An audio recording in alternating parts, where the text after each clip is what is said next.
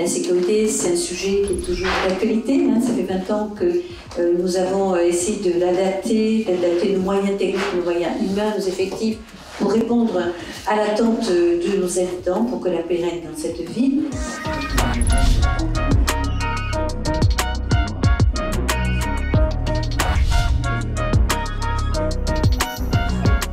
Pour 2021, ça représente 4000 interventions de la police municipale, donc sur des missions diverses, soit sur des appels des habitants, soit aussi en soutien ou à la place de la police nationale sur certaines interventions, particulièrement la nuit.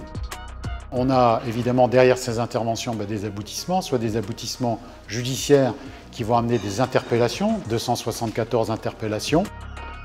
Mais c'est aussi le domaine des contraventions, stationnement, les contraventions dans le domaine de la police de la route et sur les excès de vitesse, qui représentent quand même, pour l'année 2021, plus de 9500 verbalisations.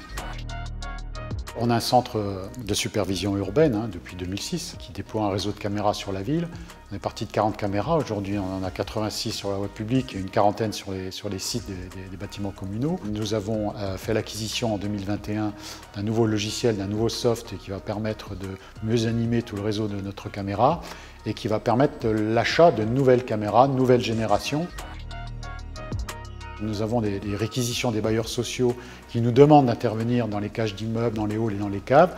Donc nous le faisons régulièrement, nous faisons des opérations de sécurisation tous les mois où nous allons avec ou sans notre chien stup de façon à pouvoir lutter contre la présence de jeunes qui dérangent les habitants, qui s'en plaignent, ou de pouvoir aussi lutter contre des petits trafics de stupéfiants qui se font.